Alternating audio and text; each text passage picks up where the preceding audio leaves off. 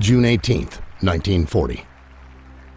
Psychiatrist and Brigadier General J.R. Rees addressed the annual meeting of the National Council for Mental Hygiene with a strategic plan for psychiatry.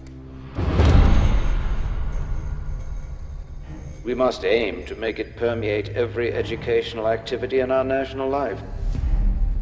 Public life, politics, and industry should all of them be within our sphere of influence. But to reach their objectives, psychiatrists needed the perfect proving ground. One with an unlimited budget that could keep on growing. It's all about money. Billions of dollars. It's our tax money.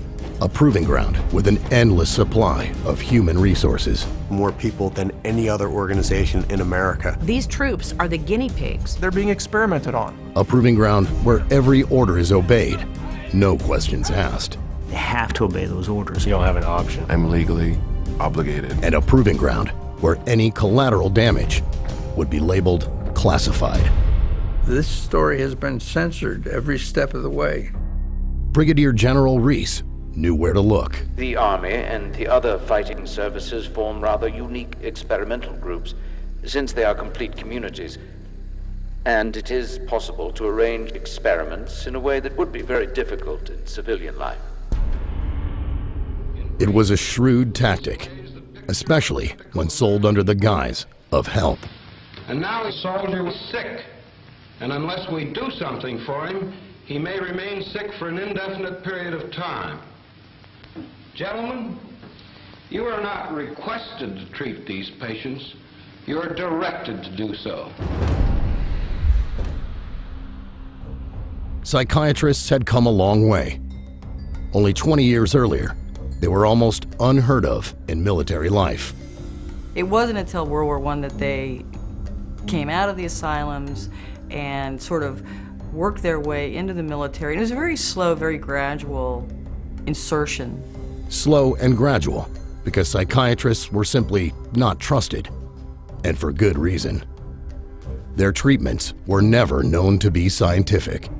In fact, many of their experimental procedures would later be labeled torture. One of the first uses of psychiatric treatment actually goes back to World War I, when it was used on German soldiers who were deserting and trying to leave the front because of the horrors of the trench warfare on the Western Front. This treatment was dubbed Kaufman cure after its inventor, but few would have called it therapeutic. The traumatized soldier was hooked up to an electric current, which was ratcheted up until he couldn't take it any longer. During this, the practitioner laid in hypnotic suggestions. Diese Kaufmann-Therapie wurde von den Psychiatern als Heiltherapie angewandt und eingeführt. Für die Soldaten war das alles andere als Heilung, weil es ja ein Schmerz war, der ihnen zugefügt wurde an den Gliedmaßen. Und so war wohl der wahre Grund, warum die Soldaten dann wieder an die Front gingen, nämlich, dass sie diese Schmerzen nicht mehr aushalten konnten und lieber sich in Kampfeinsatz wagten, als in der Klinik dauernd Schmerzen zu ertragen. But the pain these soldiers suffered didn't prevent psychiatrists from continuing their experimentation into World War II. And just as before, it was not designed to help their patients overcome the trauma of war. Zum einen war man von Seiten der Wehrmedizin im Zweiten Weltkrieg bestrebt, den Patienten noch schneller, als dies im Ersten Weltkrieg gelungen war, wieder an die Front zurückzuschicken. Das war der erste und sozusagen das entscheidende Ziel, das die Kriegspsychiatrie im Zweiten Weltkrieg hatte. All around the world, psychiatrists used the war as an opportunity to try some very risky treatments on soldiers who had very little to say in the matter. They were electroshocking some, putting others into a deep coma, and filling yet more with powerful, mind-altering drugs. As they infiltrated further and further, they became involved in military recruitment, training, discipline, morale. They were even making opinions about the selection of officers. Then Poole is an odd sort of man. In civilian life, he was very badly adjusted. In the personal sense, that is, he Just couldn't mix, couldn't make friends. By 1943, psychiatry had penetrated so deeply into the American military, the Navy's top psychiatrist bragged, "Psychiatry now has a place in every step of the Navy man's career, from his induction to his eventual separation from the service." It is because of the military that psychiatrists, they became important. You know, they're wearing a uniform now, and they've got the epaulets, and, you know, they've got some power because of the military. The military gave them that. The United States chief military psychiatrist, Brigadier General William Menninger, even wrote a manual listing all the mental problems he thought soldiers could have. But there were no blood tests, no x-rays, nothing observed under a microscope, just opinions. Scientific evidence? No, sir. But this only helped psychiatry. After all, Menninger's Army Manual provided a veneer of legitimacy, something they could use to diagnose and treat even more service members.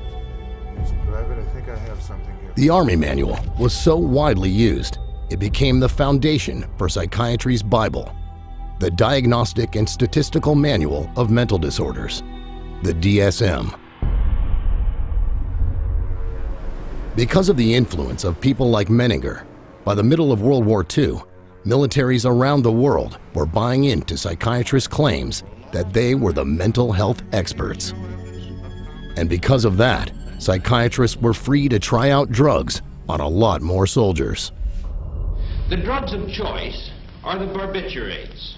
You will note that in combat exhaustion, massive doses of these drugs are needed in therapy. During the Second World War, both Americans and Germans experimented with stimulants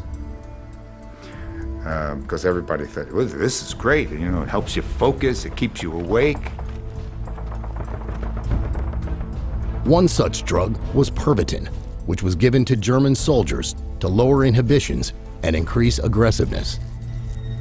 Man kann sagen, dass dieser Feldzug durchaus Pervitin getränkt war, was die Wehrmachtssoldaten betrifft. Die Wehrmachtssoldaten waren für ihre Gegner unfassbar fit, sie waren unfassbar wach, sie hielten sehr, sehr lange durch, sie waren furchtlos, sie waren aggressiv und wirkten vor allem auf die Gegner wie aufgezogen. Et il a fallu à peu près 18 mois pour que les accidents apparaissent en nombre considérable, c'est-à-dire des jeunes soldats qui brutalement se conduisaient comme des bêtes féroces, tiraient sur tout ce qui bougeait, sur les civils et sur leurs propres compatriotes.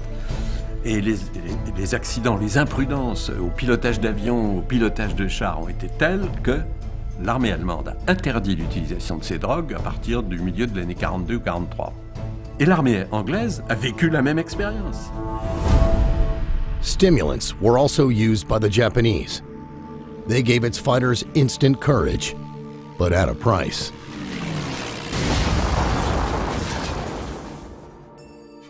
The soldier pictured here was a World War II torpedo pilot. 海軍の中の特攻隊員ということで、人間魚雷で有名な回転というものの搭乗員として訓練を受け、The mission, to be placed inside a manned torpedo that would be manually detonated when close to an enemy ship. 海軍の中ではね、とにかく先行艇部隊、先行艇による特攻を、とにかく成功させるためにということで、海軍ぐるみでっていうかね、でもってとにかく搭乗員たちにアンフェタミンを投与させて作戦行動を成功させるということがもう行われてたということですね。Although he survived the war, the man's life was ruined. で実際に私の叔父も、帰ってきて、復員してきてからそういった形で今度メタンフェタミンヒロポン中毒になって、で今度ヒロポンが禁止されたわけですよね。今度は何になってか、もうアルコール、もう本当にアルコールはひどかったです。私も叔父が叔母にね本当に暴力を振るうシーンっていうのは何度も見てますし、だから彼自身も実際に、自殺を3度図って。From the 50s through the 70s, psychiatrists in countries like Britain, the United States, and the USSR continued to use their militaries as proving grounds for an arsenal of new experimental treatments. American military psychiatrists used soldiers to experiment with LSD. The squad, composed of volunteers for the test, responded like well-trained soldiers, immediately and without question. The squad, all except the drill sergeant, now drugged with LSD. After a few minutes, the men found it difficult to obey orders. Even though they knew the dangers of this drug, British psychiatrists continued the LSD testing, this time on Marine commandos. Unknown to the troops, the drug was added to the water on the second day. At 11:40, the first effects of the drug make their appearance. The men no longer take cover, they relax and begin to giggle. 70 minutes after the administration of the drug, with one man climbing a tree, the troop commander gives up, saying, "I cannot do anything about this. I cannot control the men and I can take no action myself. I am wiped out as an attacking force." Soviet psychiatrists gave their soldiers God knows what. В советской армии я служил поваром. И обычно перед обедом приходил доктор, врач, и давал нам пакетик, чтобы мы сыпанули в борщ или там в кашу и размешали. Но мы обычно говорили, что это такое. Это нормально, это витамины. Но что это такое, я не знаю.